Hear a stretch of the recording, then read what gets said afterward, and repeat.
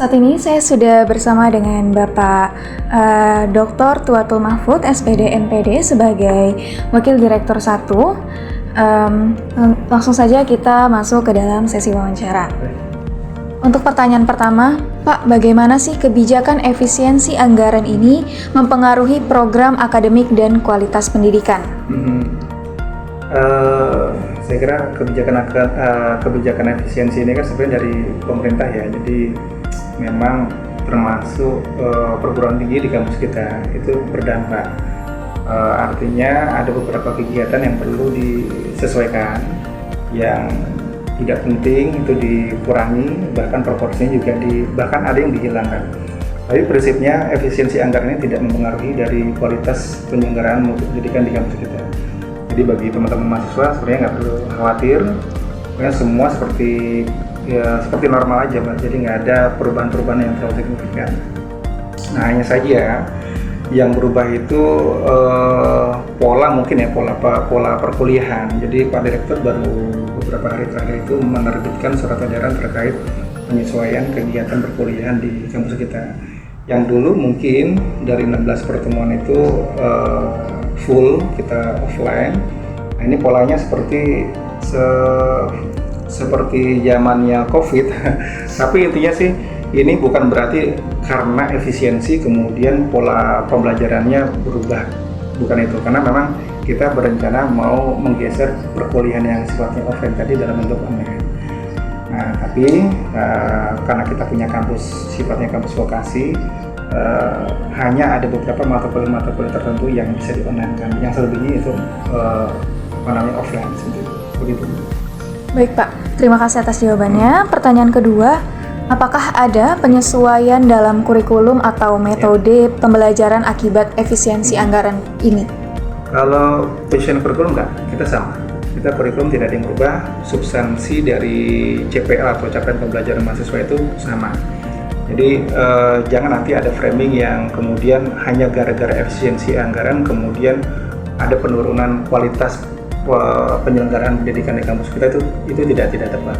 Karena kalau kita tadi ada kebijakan Pak Direktur meng-online-kan sebagian mata kuliah, itu kan bukan karena efisiensi, tapi memang modalitas perguruan tinggi dalam bentuk pembelajaran online itu kan sudah ada dari zaman dahulu. Artinya bahkan di kampus-kampus besar di perguruan tinggi luar negeri, perkuliahan online itu satu hal yang biasa. Jadi bukan dikarenakan dampak dari efisiensi ini, itu yang perlu digarisbawahi. Jadi perkuliahan online itu bagian dari modalitas penting penyelenggaraan pendidikan di kampus. Jadi tidak ada yang berubah kurikulumnya, dan substansi apa yang mau dicapai oleh mahasiswa yang diterima itu tidak ada hal yang berubah secara signifikan. Oke, untuk pertanyaan selanjutnya, apakah ada pemotongan atau penyesuaian dalam hal fasilitas kampus seperti pemeliharaan gedung atau layanan mahasiswa? Oke, kalau bukan pemotongan sih, efisiensi pasti ada penyesuaian kegiatan, termasuk tadi yang saya sampaikan, ada pemeliharaan gedung kita kurangi. Karena kita dari adanya kegiatan efisiensi ini, kita perlu memotret kegiatan-kegiatan mana yang menjadi kegiatan inti penyelenggaraan pendidikan di Poltekba, di kampus. Ya, kalau kita bicara tentang perkuliahan itu kan hal yang urgent, hal yang pokok, ya nggak bisa kita efisiensikan.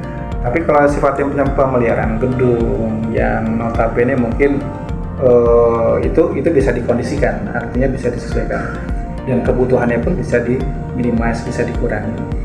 Tapi kalau apalagi kegiatan kemahasiswaan, nah kemarin Pak Wadir 3 juga sudah berkegiatan dalam forum Wadir 3 se-Indonesia se-Politeknik. Beliau menyampaikan bahwa dampak dari efisiensi anggaran ini, semua kegiatan kemahasiswaan yang sifatnya luar kota, perjalanan dinas gitu, yang luar kota, lomba antar kota dan sebagainya, itu ditiadakan.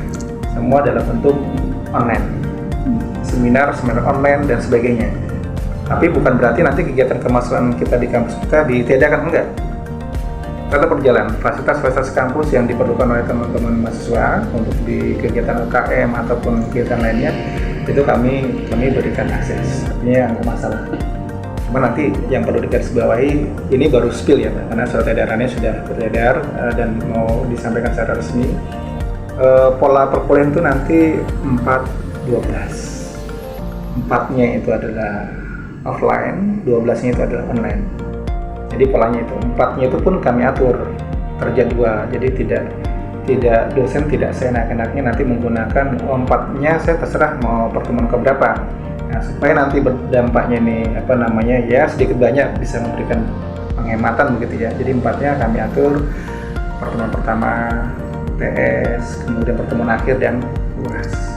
Tapi khusus untuk perkuliahan yang praktek full offline seperti yang biasa. Baik, untuk pertanyaan selanjutnya, bagaimana strategi yang diterapkan untuk memastikan mutu pendidikan tetap terjaga meskipun ada kebijakan efisiensi? Kita sudah punya platform, mungkin Mbaknya juga sudah kemarin ngisi KRSN kan pakai platform baru ya. Iya, betul. Nah, nanti di Sevima itu ada semacam modul atau platform baru yang bagian dari tidak terpisahkan dari platform Sevima. Namanya e-learning. Jadi nanti semua kegiatan terfasilitasi dengan baik. Jadi meskipun ada kebijakan penyesuaian kegiatan pola perkuliahan ini, teman-teman mahasiswa nanti belajar akan enjoy juga karena semua modul dan interaksi pembelajaran akan dikemas dalam bentuk lain tanpa mengurangi substansi dari apa yang diterima oleh teman-teman mahasiswa. Jadi secara substansi itu ya salah satu strategi untuk keluar perkuliahannya. Tapi kalau strategi lainnya seperti perjalanan dinas untuk itu sudah nggak ada.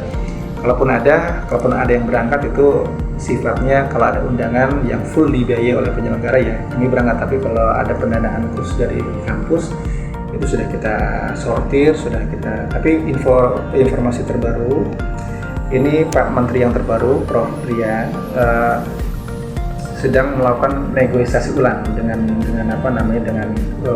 pemangku kebijakan khususnya dalam hal besaran efisiensi anggaran ini. Jadi mau dinegosiasi ulang supaya ada besarannya saya lupa ya berapa, tapi intinya supaya dipotong nggak sebesar itu efisiensinya kalau bisa 50%-nya.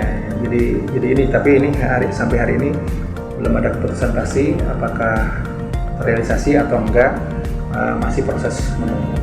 Tapi yang paling pasti dampak dari efisiensi ini sebenarnya kalau perkuliahan nggak ada dampaknya secara signifikan, tapi kepada kegiatan operasional semisal bandwidth internet itu ya, bandwidth internet, kemudian listrik, kemudian penggajian outsourcing.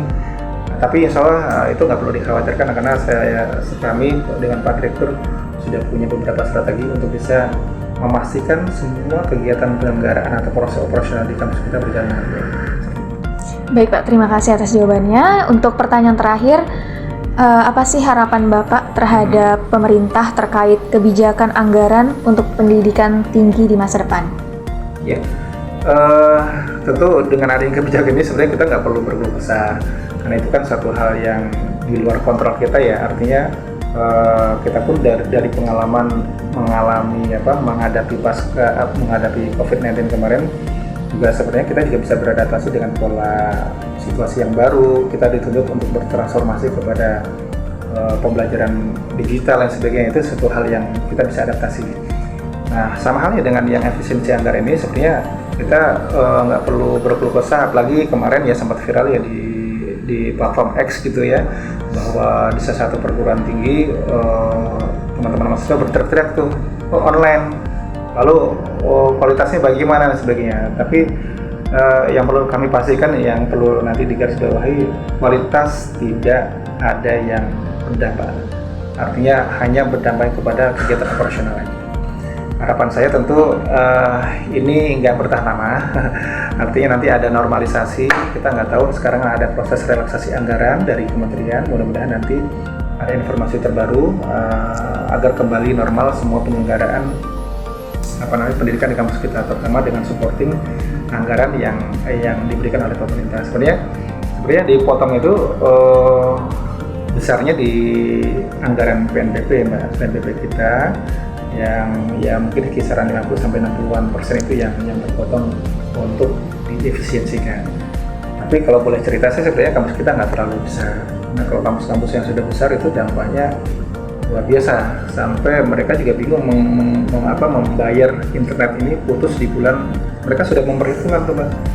Internet putus di bulan 3, ada yang diputus di bulan 4, outsourcing, pembayaran satuan security, ini kampus lainnya, ada yang putus di bulan 6, selanjutnya setelah itu bulan 7 dan sebagainya, belum ada kepastian anggaran lanjutannya. Tapi intinya sih teman-teman mahasiswa melalui wawancara ini saya sampaikan nggak perlu khawatir, tolong kerjasamanya untuk menjaga kondusivitas kampus. Artinya di satu sisi kami manajemen dan Bapak Ibu dosen di Poltekba juga tetap memegang garansi atau jaminan bahwa proses penyelenggaraan perkuliahan di kampus kita seperti apa adanya, seperti normal lah, kualitasnya tanpa mengurangi kualitasnya. Baik, mungkin cukup itu saja pertanyaan yang telah diberikan. Saya ucapkan terima kasih kepada Bapak atas jawabannya.